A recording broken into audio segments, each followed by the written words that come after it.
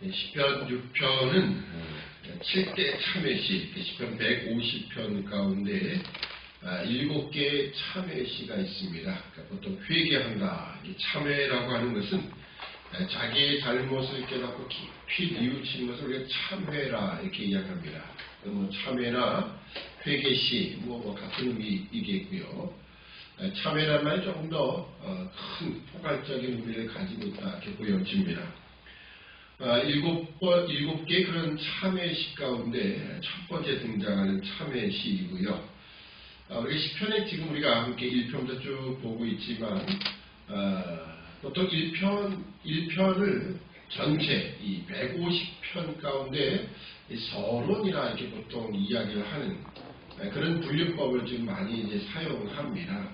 과거에는 그냥 딱 다른 단편 하나씩을 다 이렇게 따로따로 보는 그런 시편을 좀 이렇게 생각을 했었는데요. 지금은 150편 하나의 정령, 하나의 딱 한 권의 책으로 보되 왜 이렇게 시편들이 이렇게 배열을 했는가라는 쪽에서 좀 더 연구하고 또 그것을 또 우리가 함께 나누는 것, 어떻게 이게 더 큰 의미가 있다 이렇게 보여집니다. 그래서 이 편에 그 제왕시, 즉위시가 있었죠. 단순히 다윗 왕, 한 개인으로서의 왕만을 이야기하는 것은 아니고요. 우리가 계속 지금 몇 가지 살펴본 것처럼 예수 그리스도, 진정한 왕이신 예수 그리스도, 다윗의 후손으로 오시는 예수 그리스도, 그 왕에 대한 묘사로 지금 계속 확인해 보고 있습니다. 왕은 결국 온 세상을 통치하실 것이지만 왕에게 대적하는 무리들이 있고요. 실제로 예수님이 이 땅에 오셔서 많은 사람들에게 고난을 받고 멸시를 받고 존엄을 받는 모습들이 중간중간 계속 이렇게 보여져 있고요. 오늘은 특히 6장의 이야기 가운데 보면 다윗이 개인적으로 보면 아주 심한 질병에 걸렸다. 질병이든 아니면 엄청나게 아픈 그런 상황 속에서 이런 고백의 시를 하게 되었다. 이렇게 보여집니다. 근데 사백 상하를 보면 다윗이 아팠던 내용이 없어요. 이 정도 되면 엄청 아팠을 것인데도 불구하고 아팠던 내용은 사백 상하를 둘러볼 때 한 번도 없습니다. 그렇다고 다윗이 살아가는 동안 한 번도 안 아팠냐 그 이야기는 아닐 겁니다. 욥과 같은 경우에는 죄송합니다. 히스기야 왕 같은 경우에는 죽을 병에 걸리는 것을 성경이 기록하고 있지요. 근데 왜 다윗 같은 어떻게 보면 히스기야와 다윗과 비교하면 다윗이 훨씬 더 훌륭한 인물이고 더 믿음의 사람이고 더 많은 이야기를 기록하고 있으면서도 불구하고 왜 그런 여기 기록한 이 시편의 고백의 내용처럼 그 아픈 상황을 기록하지 않았겠느냐. 그것은 이런 뜻입니다. 히스기야는 그 질병, 그 죽을 병을 통해서 하나님이 전달하시고자 하는 뜻이 있기 때문에 그런 거예요. 반면에 다윗에게는 그런 의미, 그런 뜻을 가지고 있지 않기 때문에 그의 아픈 개개인의 이야기를 다 기록하는 것은 아닙니다. 그러니까 성경은 어떤 하나의 나라의 역사를 다 기록한 책이라든지 한 사람의 이야기를 전기처럼 다 기록한 책이 아니다. 이것은 하나님의 구속사를 기록한 책입니다. 자, 그런 면에서 다윗이 어떤 우리가 알지 못하는 어떤 심각한 질병 가운데 있게 되었는데요. 1절을 보면 다윗이 이 질병 가운데 있는 자신의 모습에 대해서 이렇게 표현하는 겁니다. 여호와여, 주의 분으로 나를 견책하지 마옵시며 주의 진노로 나를 징계하지 마옵소서. 견책이라는 것은 꼬집는다는 뜻이고요. 징계는 이렇게 체벌을 가하는 것, 그런 정도로 이해를 하면 될 것 같습니다. 그래서 주의 분으로, 주의 진노로, 분이나 진노 다 같은 의미겠고요. 여기 견책이나 징계도 같은 의미입니다. 이런 것은 나를 견책이나 징계하지 말아달라라고 이렇게 요청을 합니다. 왜냐하면 우리 욥기를 보았지만 보통 어떤 질병이나 아픔, 고난 이런 모든 것들은 죄악의 결과다라는 것, 그 인과 응고의 원리 가운데 그것은 일반적인 생각입니다. 물론 욥의 경우에는 그것이 아닌 인과 응고의 원리를 뛰어넘는 하나님을 우리가 발견하기 위한 책이라 하지만 일반적으로 인과응보의 원리가 맞지 않는 건 아닙니다. 하나님의 모든 이 세상의 다스림 속에 인과응보의 원리가 분명히 들어 있는 겁니다. 그러니까 일반적으로 뭔가 어려움과 고난을 당했을 때는 거기는 분명히 내 죄에 대한 징벌이다. 이런 차원이 있는 겁니다. 그래서 주의 분으로 나를 견책하지 마옵시며 주의 진노로 나를 징계하지 말아라라고 고백을 합니다. 왜냐하면 그 2절에 보면 여호와여 내가 수척하여 싸우니 긍휼히 여기소서 여호와여 나의 뼈가 떨리오니 나를 고치소서. 특히 여기 뼈가 떨린다라는 표현을 씁니다. 여러분들이 아마 오래 사셨으니까 아픔에 대해서 많이 알 겁니다. 어떨 때는요 정말 뼈가 아픈, 뼈가 쑤신다 이렇게 표현하죠. 그냥 이렇게 다른 데가 아픈 거와 달리 뼈가 아프면 정말 이거 이렇게 참기 어려운 그런 아픔이다 이렇게 고백들을 하더라고요. 뭐 저는 근데 뼈가 아파온 적은 없어가지고 수술한 적은 있지만 그렇다고 통증을 느낀 적은 없었습니다. 근데 그런 모습처럼 이 뼈, 특히 이 고대인들에게서 뼈라고 하는 것은요 육체적 힘과 건강이 자리하는 초소이고요. 때로는 뼈가 감정의 초소까지도 표현할 때가 있습니다. 그러니까 뼈가 떨린다라는 것은 내 모든 육신의 고난, 그 모든 것을 곧과 더불어서 감정까지도 지금 고통 중에 흔들리고 있다라는 것을 표현하고 있는 겁니다. 그래서 이제 이 모든 육체의 질병으로 인하여서 3절에 보면 나의 영혼도 심히 떨리나이다. 여호와여 어느 때까지니까. 그러니까 육체적인 고난이 얼마나 심했는지 영혼까지도 떨린다. 이렇게 고백을 하는 겁니다. 그러니까 실제로 그렇습니다. 우리가 육체적인 고난, 육체적인 질병으로 인한 그 아픔 이런 것이 극에 달하면 우리 욥을 이미 확인해 보았지 않습니까? 욥은 재산 잃고 자식들 잃고 그건 그렇습니다. 자기 육신의 질병이 오자 그도 그런 영혼이 떨리는 그런 고백들을 하지 않습니까? 그러니까 단순히 여러분이 믿음이 없어서 그래 이렇게 욥의 친구들처럼 그렇게 할 수는 없는 겁니다. 저 사람이 얼마나 힘들면 저렇게까지 할까라는 것을 우리가 이해할 수 있어야 되죠. 특히 다윗과 같은 사람도 나의 영혼이 떨리고 있다라고 고백을 하고 있지 않습니까? 근데 제가 전에 말씀드렸던 것처럼 이것은 다윗 한 사람의 이야기가 아니라 실제적으로 예수 그리스도, 왕이신 예수 그리스도를 예표하며 그의 삶이 이 세상의 삶이 어떠한가를 보여주는 겁니다.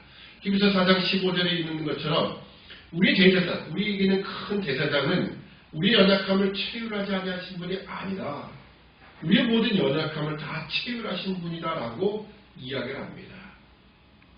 실제로 예수 그리스도는 우리의 죄악을 지고 가는 그 짐의 무게로 인하여 영혼까지도 떨리는 그런 고통을 당하셨다라는 겁니다.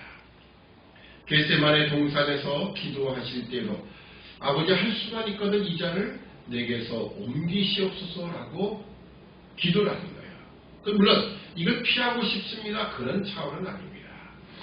그렇지만 이 감당해야 될 그 인류의 착한 백성의 그 죄의 짐의 무게를 가지고 고백을 하는 거죠. 마지막 십자가에서도 엘리엘리 라마 사박단이라고 부르짖었던 주님. 그래서 바로 그 고난이 얼마나 심각했던 것인가를 보여주는 것이고요. 오늘 왕으로서의 이 다윗, 예수 그리스도를 예표하는 다윗이 바로 그런 고백을 지금 하고 있는 겁니다. 자, 4절을 보면 여호와여 돌아와 나의 영혼을 건지시며 주의 인자하심을 인하여 나를 구원하소서. 사망 중에서는 주를 기억함이 없사오니 음부에서 주께 감사할 자 누구리까. 여호와여 돌아와 나의 영혼을 건져달라라고 고백을 합니다. 나의 영혼을. 근데 이 나의 영혼을 건져주십사라고 요구하는 이 이면 속에는 그 근거가 있습니다. 그 근거가 뭐냐? 이 4절 하반절에 있는 것처럼 주의 인자하심을 인하여 나를 구원해달라라고 하는 겁니다. 사실 인간의 죄악, 다윗 개인 한 사람으로 본다면 그 자신의 죄악으로 인한 고통 속에서 사실 그 죄악으로 인한 고통을 면할 수 있는 방법은 없습니다. 왜냐하면 하나님의 징계이니까요. 죄로 인한 자신의 잘못으로 인한 징계고 견책이니까 그걸 해결할 방법이 없습니다. 근데 무엇만이냐? 오직 주의 인자하심을 인하여 라고 하는 겁니다. 그러니까 다윗은 그것을 고백하는 거예요. 하나님의 인자하심만이 오늘 나라의 이 모든 고난에서 이 질병과 아픔 속에서 나를 구원하실 유일한 근거입니다 라고 하는 겁니다. 여기 인자라고 번역되는 것이 바로 이 헤세드입니다. 헤세드라는 것은 언약적 사랑입니다. 하나님이 일방적으로 나를 향하여 갖고 계신 또 나를 향하여 맺으신 그 언약, 그 약속으로 인한 사랑입니다. 그래서 언제나 하나님은 그 언약에 신실하신 분이기 때문에 그 언약을 반드시 지키신다라는 거예요. 나를 착한 백성 삼으시고 나라의 이 자리, 왕의 자리에 있게 하셨사오니 반드시 하나님의 뜻을 이루어갈 것이다. 지금 이 질병, 죽음과도 같은 사망 중에서는 주를 기억함이 없사오니라고 하는 그 음부에서 주께 감사할 자가 누구리까? 이렇게 고백했다는 것은 그가 얼마나 육신의 질병과 그 아픔과 고통이 컸는지 마치 음부에 내려가는 것 같은 그런 고통을 당하고 있다는 거예요. 근데 거기서 건져낼 유일한 근거는 오직 하나님의 언약적 사랑이다라고 하는 겁니다. 그러니까 언제나 우리는 하나님의 그 사랑, 그 사랑에 기초한, 사랑에 근거한 확신을 가지는 겁니다. 하나님은 우리를 향한 일방적인 우리를 자녀 삼으시고 우리란 약속을 해주시는 거예요. 예수 그리스도를 통한 그 구원을 우리에게 약속해 주시는 겁니다. 그러기에 우리는 그 어떤 상황, 특히 죽음까지도 죽음의 상황 속에서라도 오늘 우리를 사랑하시는 그 사랑으로 인하여 담대함을 가지는 겁니다. 자, 6절을 보면 내가 탄식함으로 곰핍하여 밤마다 눈물로 내 침상을 띄우며 내 혀를 적시하리라. 내 눈이 근심을 인하여 쇠하며 내 모든 대적을 인하여 어두웠나이다. 아멘. 내가 탄식함으로 곰핍하여 밤마다 눈물로 내 침상을 띄웠다라고 하는 거예요. 그러니까 자신의 침상을 눈물로 띄울 만한 그런 회개의 기도가 있었다. 사실 6편을 해석을 하면서 도대체 어떤 상황일까라고 하면서 그래도 밧세바를 범하고 그 죄악의 문제 때문에 늘 그가 계속 회개하는 모습이 있지 않았겠는가 그런 표현을 많이 씁니다. 근데 정확한 건 우리가 알 수 없어요. 왜냐하면 시의 그 배경 속에 뭐 그런 걸 묘사하고 있지 않습니까? 근데 오히려 우리가 이미 확인했듯이 압살롬을 피하며 지었던 시, 그 3편에 계속 이어지고 있는 그런 측면에서 이해한다면 지금 내가 받는 고난들, 이 모든 것들, 특히 자식이 나를 배반하고 반란을 일으키고 자기가 믿었다기보다 자기가 통치하던 그 백성이 반란을 일으켜 자신을 지금 죽음의 사지로 몰아가는 이런 상황들 뿐만 아니라 육신의 질병, 이 모든 것도 다 해당되겠죠. 그런 상황 속에서 바로 밤마다 눈물을 띄우는 그런 회개의 기도를 드릴 수밖에 없었다. 왜냐하면 이것이 바로 나의 죄악 때문이다 라고 하는 거죠. 여기서 우리가 한 가지 더 넘어서 이게 좀 더 한 차원 높은 데로 좀 볼 필요가 있습니다. 우리가 압살롬의 반역을 생각해 보면서 압살롬 반역 때 이스라엘이 함께 다 동참을 했죠. 뭐 고관들, 우리가 시편에서 이미 봤던 많은 고관들이 힘 있는 자리에 함께 참여를 했고요. 그래서 전체 이스라엘이 다윗을 반역했다라고 보여집니다. 그런데 여러분, 그 반역 때문에 어떤 일들이 벌어졌습니까? 이스라엘이 하나님의 징계를 받습니다. 하나님의 심판을 받아요. 그에 보면 사무엘하 쭉 뒤로 가보면 사무엘하 맨 마지막 장이 뭐라고 했는지 기억이 나십니까? 어떤 내용인지. 사무엘하 24장에 온역이 일어났었죠. 물론 인구조사 때문에 벌어진 사건이었습니다. 다윗이 인구조사를 하고 그것 때문에 하나님이 징벌을 내리시는데 다윗이 선택한 징벌이 뭐였습니까? 첫 번째는 야 네가 대적에게 쫓겨서 도망다니네 뭐 이런 게 했는데 뭘 선택했습니까? 온역, 3일 온역을 선택을 했어요. 그럼 다윗은 아무런 해가 없어요. 자기가 온역 걸리는 거 아니니까요. 백성들에게 온역이 되는 겁니다. 물론 지금 같으면 전염병이라면 대통령이든 수상이든 뭐 그 어떤 사람도 다 걸릴 수 있는 확률이 있지만 그 당시만큼은 안 했어요. 하나님이 그 백성들에게 그 온역을 내는 겁니다. 그 왜 그랬을까요? 그건 바로 그들이 하나님을 대적하여 다윗을 대적하여 반역했던 일에 참여했기 때문에 하나님이 그걸 그대로 하나님 죄악을 심판하시는 거거든요. 그런 차원에서 본다면 지금 압살롬에 의해서 쫓겨가는 이 다윗 물론 어떤 자신의 잘못도 있을 겁니다. 이미 그 전에 뭐 바세바를 범한 일도 있었고 뭐 다 여러 가지 다윗이라고 죄를 안 범했겠습니까? 죄를 범했어요. 더군다나 압살롬 자기 자식인 압살롬이 죄를 졌을 때 그것을 공의로 심판하지 못한 것도 어떻게 보면 다윗의 잘못입니다. 자 그런 측면에서 본다면 다윗은 지금 자신의 죄악과 그리고 백성의 죄악을 다 보는 거죠. 이에 대한 하나님의 심판이 반드시 있는 것인데 그것을 바라볼 때 사실은 눈물로 기도할 수밖에 없다라는 거죠. 여러분도 그렇지 않습니까? 어떤 저 사람이 나한테 뭐 잘못하든 뭔가 잘못된 길로 갔을 때 특히 자식이 그런다 그러면 여러분 얼마나 가슴 아프겠습니까? 꼭 자식이 부모에게 잘못하기 것보다도 그가 스스로 어떤 잘못된 길로 갈 때 부모는 어떻게 합니까? 눈물로 기도하는 거죠. 그럴 수밖에 없는 거예요.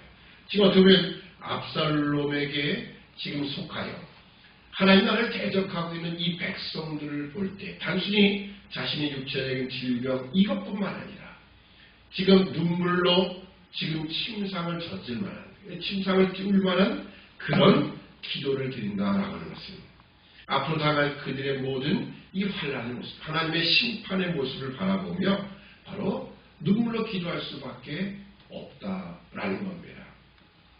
실제로 예수님도 이 땅에 오셔서 왕으로 이 땅에 오셔서 인간의 삶을 사셨습니다. 30년간 사시고 3년 반의 공생의 사역을 하셨는데 3년 반의 공생의 사역만 우리가 공감보험소에서 거의 대부분을 보게 되죠. 근데 거기 보면 예수님이 눈물을 흘리신 일들이 여러 번 있습니다. 특히 요한복음 11장에 가면 예수님이 나사렛 죽음의 현장에서 눈물을 흘리신 때가 있었지요. 그 눈물은 무슨 눈물이었습니까? 뭐 예수님 자신이 잘못해서 눈물 흘리는 건 아니죠. 물론 여기는 다윗이 눈물 흘림이 있지만 제가 방금 그렇게 해석을 드렸던 것은 바로 예수님은 그 백성들 마리아나 마르다 그리고 거기에 있었던 함께 있었던 백성들로 인하여 눈물을 흘리시는 거예요. 사람들은 야 나사렛을 얼마나 사랑했으면 눈물을 흘릴까? 그러니까 거기에 온 많은 사람들이 나사렛 죽음을 슬퍼하고 애도하는 눈물을 흘렸던 것처럼 예수님은 그렇게 눈물을 흘렸을 것이라고 생각했지만 예수님의 눈물의 의미는 그건 아니죠.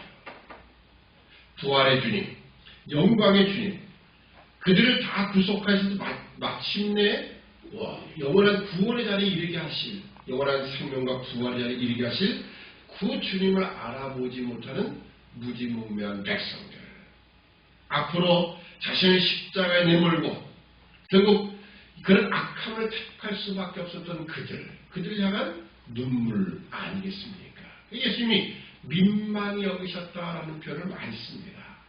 그들을 바라보며 민망히 여기셨다. 마음속에 아픔이 있는 거예요. 저렇게 철부지 같은 아직도 깨닫지 못하는 저들을 향한 민망히 여김과 동시에 눈물을 흘리시는 겁니다. 오늘 다윗이 바로 그런 모습을 보여줍니다.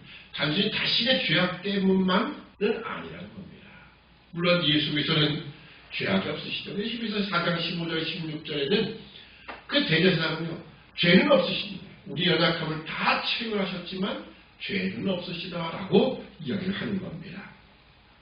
자, 마지막 8절로 10절까지는 보면 이제 회복과 구원의 고백을 하는데요. 행악하는 너희는 다 나를 떠나라. 여호와께서 내 곡성을 들으셨도다. 여호와께서 내 간구를 들으셨으며 여호와께서 내 기도를 받으시리로다. 내 모든 원수가 부끄러움을 당하고 심히 떨며 호련히 부끄러워 물러가려다. 아멘. 어쩌면 이것은 압살롬의 반역과도 상당히 많이 연관된 그런 부분이라 이렇게 보여집니다. 그래서 하나님이 너희는 다 나를 떠나, 행악하는 너희는 다 나를 떠나라. 지금 악에 속하여 하나님 나라를 대적하는 모든 압살롬에 속한 무리들, 너희는 다 나를 떠나라. 왜냐하면 하나님이 내 곡성, 간구와 기도를 들으시고 받으셨기 때문이라는 거예요. 예수님도 아버지여 내 기도를 들으신 것을 감사합니다 라고 고백을 하며 나사로에게 그렇죠 뭐라고 했습니까? 나사로야 나오너라 라고 말씀하십니다. 마치 그런 것처럼 하나님이 이 모든 기도를 간구를 들으셨다라고 이야기합니다. 결국 내 모든 원수가 부끄러움을 당하고 심히 떨며 호련히 부끄러워 물러갔다. 결국 이 압살롬의 반역은요. 결국은 압살롬이 죽고 나서 아주 흐지부지 완전히 백성은 다 뿔뿔이 자기 집으로 돌아가게 됩니다. 바로 이 모든 것이 어떻게 보면 하나님의 언약적 사랑이다라고 하는 겁니다. 아까 말씀드렸던 것처럼 4절에 있는 것처럼 주의 인자하심을 인하여 나를 구원하소서. 오직 하나님의 언약적 사랑, 그 신실한 사랑으로 인하여 바로 다윗은 이런 담대한 기도를 드릴 수 있었고요. 그러니 그가 그 피난, 아주 급박한 피난이지만도 그의 그 피난의 길을 보면 뭐 이렇게 서둘다든지 허둥지둥대는 법이 없습니다. 너무 자연스럽게 타연하게 그냥 그 자리를 피해준다라는 느낌, 왕궁을 피해준다 그런 느낌. 제가 사메나 그 부분을 설교하면서 이런 말씀을 드린 적이 있었죠. 왜 다윗은 그 견관성, 그 예루살렘 성을 놔두고 왜 거기 떠났을까? 라고 해서 제가 그 말씀 드렸죠.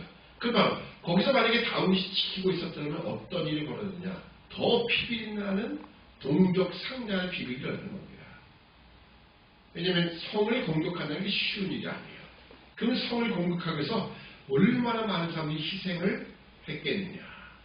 오히려 다윗이 그 자리를 떠나주는 것이 최소한으로 희생을 줄일 수 있는 방법이죠. 그러니까 다윗은 그래 네가 여기 있어라 하고 그냥 마치 당연하게 떠나는 모습처럼 가다가 사람들 다 만나고 인사하고 이야기할 거 다 하고 그리고 가는 거예요. 그날 사실 후세가 그것을 알려주지 않았더라면 그날 밤도 그냥 요단강도 건너지 않고 그냥 거기서 머물렀을 거예요. 근데 와서 이야기하니까 그때서야 요단강을 건너가는 겁니다. 그런 것을 보면 결국 여호와 하나님, 그 언약의 신실하신 그 사랑의 하나님을 의지했기에 이렇게 담대하게 가시고 이게 오늘 언제나 하나님의 그 언약적 사랑을 기억하는 겁니다. 우리가 어떤 고난이 있든 아픔이 있든 그 속에서 우리의 죄악을 바라볼 뿐만 아니라 이 하나님의 언약적 사랑 안에서 반드시 하나님 나를 고치시고 다시 회복시키실 것이다. 모든 원수를 다 물리치시며 하나님은 우리를 세우실 것이다 라고 하는 그 담대함을 잃지 않는 오늘 하루의 삶 우리 모든 믿음의 백성이 되어야 할 것입니다. 기도하겠습니다. 사랑의 아버지 하나님 은혜와 사랑을 참으로 감사합니다. 오늘 다윗은 자신의 육체적인 질병 뿐만 아니라 영혼까지도 떨리는 그런 아픔 속에서 오직 언약적 사랑의 근간 하나님, 신실하신 하나님을 의지하여 담대함으로 나갔던 것을 우리가 기억합니다. 오늘 우리의 삶 속에서 얼마나 많은 아픔과 여러 가지 많은 고난이 있는지요. 그러나 그 고난 속에서도 우리를 향한 하나님의 사랑을 기억하게 하시고 그 언약적 사랑, 하나님이 우리를 향한 어떤 계획을 갖고 어떠한 약속을 가지고 계신지 그것을 우리가 기억할 때마다 다시 한번 담대함으로 나가도 도와주시며 이 모든 고난이 지날 때에는 더욱더 영광스러운 모습으로 우리를 하나님이 세우실 것을 기억하는 우리 모두가 되도록 도와주옵소서. 오늘 하루의 삶도 주님께 의탁하오며 예수님의 이름으로 기도드립니다. 아멘.